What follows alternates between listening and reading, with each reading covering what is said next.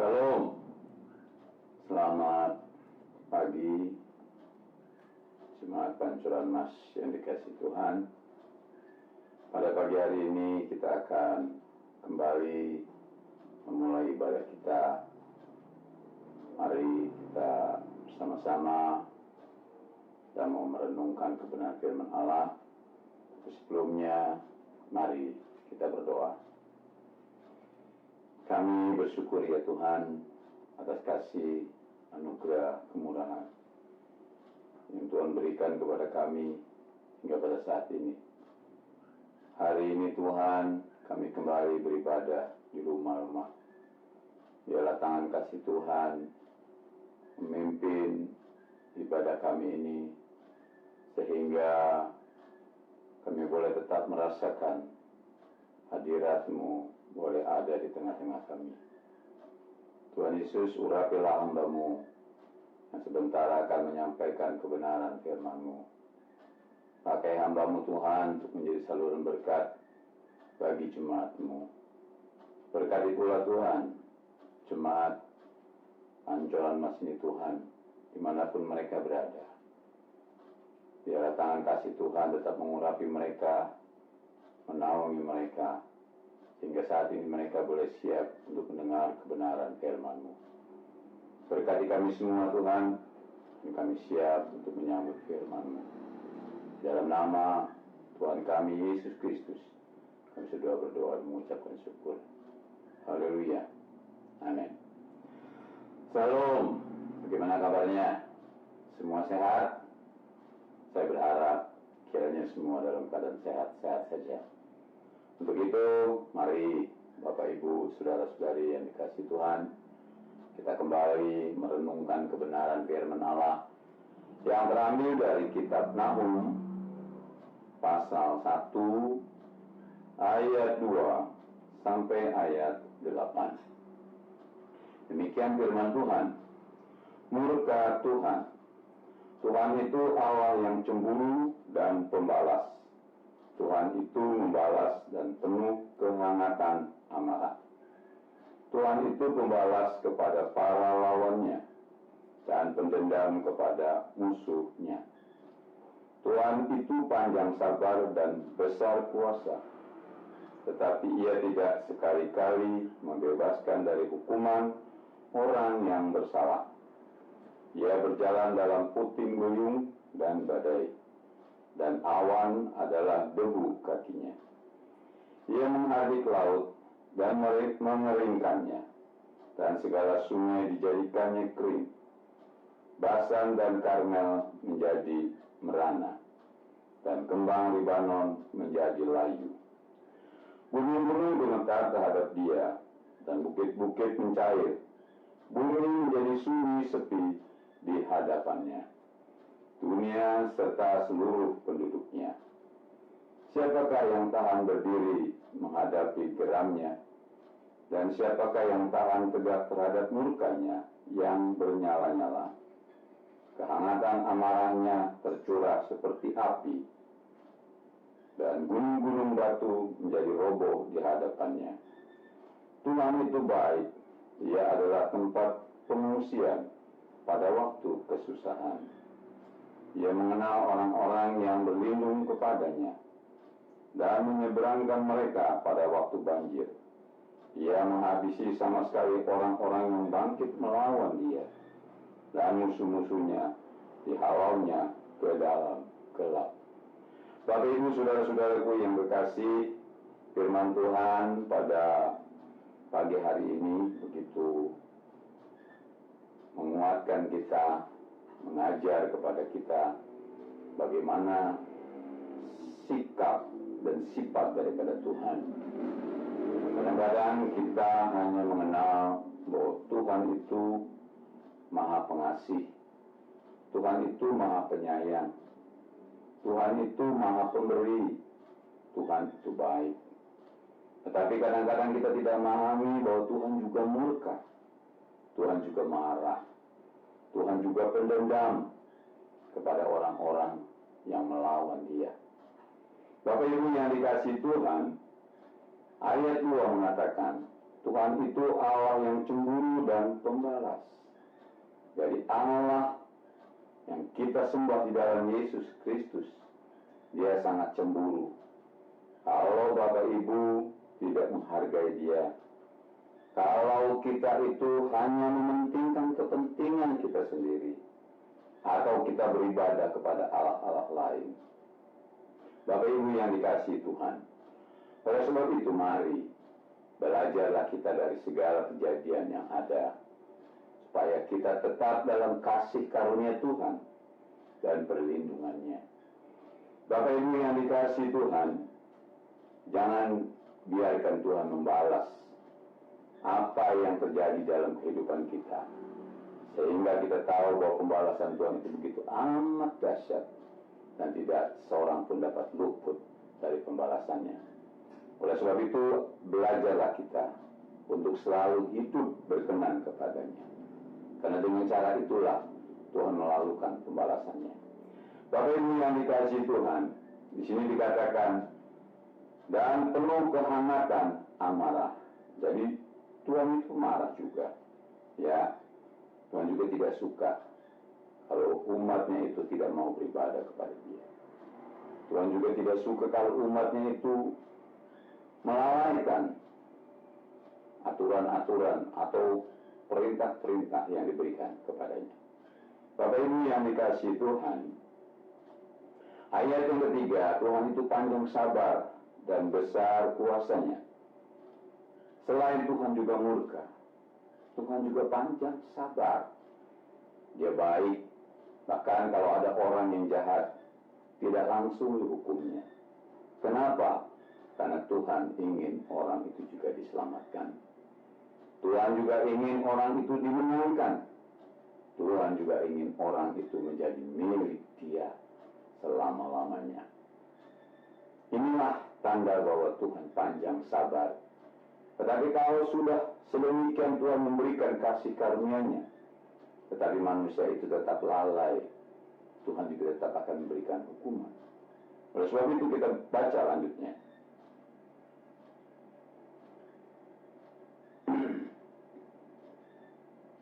Tetapi Ia tidak sekali-kali membebaskan dari hukuman orang yang bersalah. Jadi Bapak Ibu yang dikasihi Tuhan, bahwa orang bersalah tetap saja akan mendapat hukuman. Ya, jadi jangan kita menganggap bahwa hanya Tuhan itu Maha Kasih, Tuhan itu murka, dan Tuhan juga dikatakan bahwa Dia akan membalaskan hukumannya kepada orang-orang yang tetap lalai akan firman-Nya. Bapak Ibu yang dikasihi Tuhan, jangan kita pikir bahwa kita berbuat kejahatan lalu kita lepas dari hukuman karena kita hidup di bawah kasih karunia. Tidak, Bapak Ibu, tetap kita harus berjalan dalam kebenaran supaya hukuman itu tidak datang kepada kita. Kita lanjut, Bapak Ibu yang dikasihi Tuhan. Ia menghardik laut dan mengeringkannya, dan segala sungai dijadikannya kering. Basan dan Karmel menjadi merana, dan kembang Lebanon menjadi layu. Gunung-gunung gemetar terhadap Dia, dan bukit-bukit mencair. Bumi menjadi sunyi sepi di hadapannya, dunia serta seluruh penduduknya. Bapak Ibu yang dikasihi Tuhan, ya, di sini dikatakan bahwa Tuhan itu mengeringkan sungai, mengeringkan laut. Satu hal yang amat dahsyat, Bapak Ibu yang dikasihi Tuhan. Ya, bahkan dikatakan gunung-gunung gemetar terhadap Dia. Tetapi sangat aneh ya zaman ini. Ya, gunung, laut takut, tetapi banyak orang tidak takut akan Tuhan. Sangat disayangkan. Ya, kenapa demikian, Bapak Ibu yang dikasihi Tuhan? Karena manusia tidak mengerti kasih karunia Tuhan. Oleh sebab itu, mari di zaman yang akhir ini, di keadaan yang tidak memungkinkan saat ini, mari kita ingat bahwa Tuhan itu baik. Kalau kita diberi kesempatan, janganlah hidup dengan selalu hidup di dalam dosa, tapi kembalilah kepada jalan kebenaran yang sesungguhnya. Dia ada, bahkan Dia dikatakan ada dalam puting beliung. Ia berjalan dalam puting beliung, Dia berjalan di dalam badai. Sungguh sangat luar biasa. Sekarang ini ada badai yang menerpa seluruh dunia. Bukan badai angin topan dan sebagainya, tapi badai virus corona. Saat ini banyak manusia ketakutan. Banyak manusia bersembunyi. Tapi dapatkah kita bersembunyi? Saya pernah berkata, beberapa waktu yang lalu mulai khotbah saya yang pertama, tidak ada manusia yang bisa bersembunyi dari virus corona. Persembunyian yang sebenarnya hanya ada di dalam Yesus Kristus. Itulah yang sesungguhnya. Kita lanjut. Siapakah yang tahan berdiri menghadapi geramnya? Dan siapakah yang tahan tegak terhadap murkanya yang bernyala-nyala? Kehangatan amarahnya tercurah seperti api, dan gunung-gunung batu menjadi roboh di hadapannya. Lihat, siapa yang bisa tahan? Tidak ada manusia pun yang bisa tahan. Gunung-gunung yang begitu kuat, ya, yang terbuat dari batu-batu yang luar biasa hebatnya. Tetapi itu pun bisa tunduk, bisa hancur, bisa luluh. Apalagi manusia. Hanya gara-gara virus corona saja, semua manusia runtuh, semua manusia bingung, semua manusia takut. Baik dari pimpinan yang tertinggi, mungkin dia seorang presiden, mungkin dia seorang raja. Banyak sekali sekarang presiden, raja, perdana menteri, mereka kena. Jadi tidak ada yang bisa sembunyi, walaupun dalam istana. Oleh sebab itu, persembunyian kita cuma ada di dalam Yesus Kristus. Kita baca ayat 7. Tuhan itu baik. Dia adalah tempat pengungsian pada waktu kesusahan. Betul Bapak Ibu? Tuhan itu tempat pengungsian kita. Jangan mengungsi kemana-mana. Kalau Bapak Ibu dari Depok, karena ada virus corona, lalu pergi ke Bandung mengungsi. Di Bandung juga ada virus corona. Bapak Ibu mengungsi ke Malaysia, Malaysia ada virus corona. Ke Arab ada virus corona. Jangan mengungsi kemana-mana. Berlindunglah di dalam hadirat-Nya. Pengungsian kita adalah hadirat Tuhan. Dalam hadirat Tuhan, virus corona tidak akan bisa mempan, tidak akan bisa masuk. Oleh sebab itu, tetaplah hidup dalam hadirat Tuhan. Tetaplah hidup dalam kebenaran. Tetaplah hidup dalam kasih karunia Tuhan. Kita lanjut. Ia mengenal orang-orang yang berlindung kepadanya. Lihat, firman Tuhan sangat jelas buat kita. Ya, Dia mengenal orang yang berlindung kepada Dia. Kalau Bapak Ibu tidak berlindung kepada Dia, saya tidak bisa jamin bahwa Bapak Ibu tidak akan bisa kena virus corona. Tetapi kalau Bapak Ibu takut akan Tuhan, beribadah sungguh-sungguh, taati kebenaran, maka Bapak Ibu akan diselamatkan Tuhan dari musibah yang melanda Indonesia ini. Oke, kita lanjut. Dan menyeberangkan mereka pada waktu banjir. Ia menghabisi sama sekali orang yang bangkit melawan Dia, dan musuhnya dihalaunya ke dalam gelap. Ya, di sini dikatakan bahwa dan menyeberangkan mereka waktu banjir. Waduh, luar biasa. Saat air bah, saat banjir, lihat Nuh ditolongnya. Sama dengan kita. Kita juga pasti ditolong. Ya, dengan adanya banjir, dengan adanya badai, dengan adanya topan. Nggak perlu takut. Karena Tuhan beserta dengan kita. Asal kita hidup benar dengan sungguh-sungguh kepada Dia. Saya yakin, ya, pertolongan Tuhan, perlindungan Tuhan ada di dalam kehidupan kita. Bahkan di sini dikatakan, Ia akan menghabisi sama sekali orang-orang yang bangkit melawan Dia. Ya, jadi musuh-musuh, ya, kita, kuasa-kuasa kegelapan, kuasa-kuasa penyakit dihalau, dihilangkan. Satu perkara yang sangat luar biasa. Oleh sebab itu, Bapak Ibu yang dikasihi Tuhan, berpeganglah pada firman Tuhan. Ingatlah janji Tuhan. Dia akan tetap melindungi, memelihara kita. adalah Allah yang baik. Baik buat saya, baik buat Bapak Ibu Saudara-saudara. Oleh sebab itu, jangan tinggalkan Tuhan. Teruslah mereka yang melayani Tuhan, layanilah dengan sungguh-sungguh. Mereka yang beribadah kepada Tuhan, lakukanlah ibadah dengan sungguh-sungguh. Jangan lalai, karena Tuhan tidak suka orang yang lalai beribadah kepada Dia. Tuhan Yesus memberkati. Shalom, selamat pagi. Amin. Mari kita berdoa. Tuhan Yesus, Allah kami yang baik, Engkaulah tempat pengungsian bagi kami, Engkau perlindungan kami. Hari ini Tuhan, kami bersyukur kepadamu. Kalau Tuhan masih memberikan kekuatan kepada kami, memberikan kesehatan kepada kami, ini semata-mata karena anugerah kasih Tuhan yang begitu luar biasa. Ajarlah kepada kami Tuhan, untuk taat selalu pada kebenaran firman-Mu. Karena kebenaran firman-Mu itulah yang dapat menuntun kehidupan kami. Engkau adalah Allah yang baik. Engkau melalukan segala masalah dalam kehidupan kami. Dan Engkau memimpin kami. Walaupun mungkin dalam keadaan banjir, dalam keadaan bencana, dalam keadaan wabah Tuhan, Engkau tetap menyertai kami.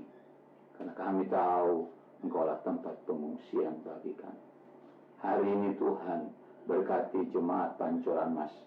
Biarlah Kau campur tangan dalam kehidupan mereka. Pribadi lepas pribadi, keluarga lepas keluarga. Apapun masalah mereka, Tuhan memberikan pertolongan. Mereka yang sakit ya Tuhan, berikan kesembuhan. Mereka yang susah Tuhan, Engkau memberkati. Mereka yang malas, berikanlah kerajinan kepada mereka. Memberkati anak-anak-Mu Tuhan, yang ambil tugas dalam pelayanan, ibadah anak-anak, remaja pemuda, kaum ibu, ibadah umum, ibadah keluarga. Biarlah tangan kasih Tuhan menaungi kehidupan mereka, dimanapun mereka berada. Bahkan pelayanan mereka dapat memberkati jemaat. Berkati Tuhan mata pencarian mereka. Berkati pula Tuhan mereka yang saat ini berulang tahun. Dengan usia mereka bertambah, biarlah mereka lebih mengasihi Tuhan. Berkatilah mereka yang mencari pekerjaan Tuhan. Dan pekerjaan yang mereka terima, mereka dapat bekerja dan memperoleh penghasilan yang dapat mereka nikmati. Jauhkan Tuhan dari perbuatan-perbuatan yang tidak baik dalam kehidupan mereka, sehingga mereka tetap dilalukan dari masalah-masalah yang terjadi di depan mereka. Oleh sebab itu Bapa, Engkau memberkati mereka semua, memberkati anak-anak-Mu yang ambil bagian dalam pelayanan ini. Terima kasih Bapak Surgawi. Kami juga berdoa Tuhan buat bangsa dan negara kami, mencampur tangan supaya bangsa ini dapat mengatasi masalah yang terjadi saat ini. Dan Engkau pimpin mereka, Engkau memberikan hikmat Tuhan, baik presiden, aparat-aparatnya, bahkan anak-anak-Mu yang ada di dalam pemerintahan, supaya mereka juga Tuhan dapat menjadi contoh, teladan, bahkan menjadi satu kesaksian, sehingga nama-Mu boleh diagungkan dan dimuliakan. Berkati anak-anak-Mu Tuhan, hamba-hamba-Mu yang melayani di kota-kota besar, kota kecil, pedalaman, kota Depok Tuhan, gereja-gereja yang ada.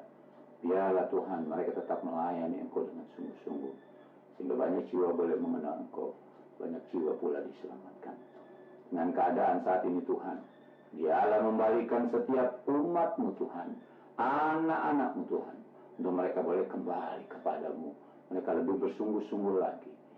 Biarlah Tuhan semua ini terjadi menurut kehendak-Mu, karena kami tahu Tuhan, virus corona yang ada saat ini bukan satu kebetulan, tetapi ini juga merupakan kehendak dan rencana-Mu kalau hal ini terjadi.